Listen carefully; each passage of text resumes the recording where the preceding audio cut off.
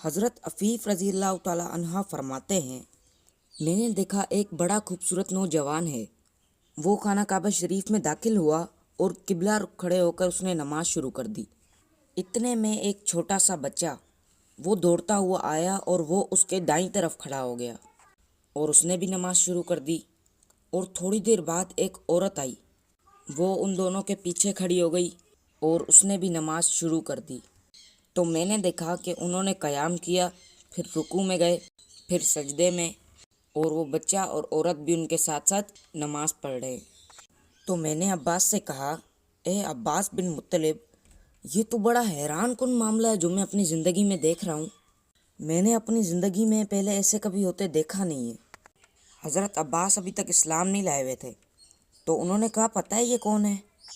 یہ خوبصورت نوجوان، یہ میرا بھتیجا ہے، محمد بن عبداللہ۔ اور کہا، یہ جو چھوٹا بچہ ساتھ کھڑا ہے نا، یہ بھی میرا بھتیجا ہے، علی ابن ابی طالب۔ اور یہ جو پیچھے عورت کھڑی ہے نا، یہ میرے اس بھتیجے محمد کی بیوی ختیجہ ہے۔ اور اس وقت پورے روح ارض پر ان تینوں کے علاوہ کوئی بھی ان کے دین کا فالوور نہیں ہے، یہ تینوں ہی اس دین کے اوپر ہیں۔ اور یہ شخص کلیم کرتا ہے، مجھے زمین و آسمان کے پروردگار نے پیغمبر بنا کر بھیجا ہے، اور ان قریب کیسر و کسریٰ کے خزانے میرے قدموں میں ڈھیر ہوں گے، رومن اور پرشین امپائر گر جائے گی۔ اور حالانکہ حالت یہ ہے کہ صرف 3 بندے اس دین کے اوپر ہیں۔ تو حضرت عفیف کہتے ہیں کہ کاش میں اس وقت کلمہ پڑھ لیتا تو میں چوتھا مسلمان ہوتا۔ بعد میں تو مسلمان ہو گئے، لیکن اس وقت پڑھتے تو روح ارض پہ میں چوتھا مسلمان ہو جاتا۔ لیکن اس وقت تو انہوں نے اسلام قبول ہی نہیں کیا تھا۔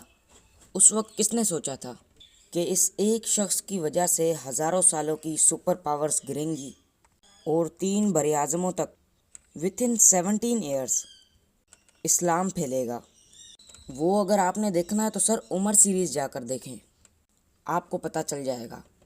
آپ آج بھی وہ بیٹھ کر دیکھ سکتے ہیں۔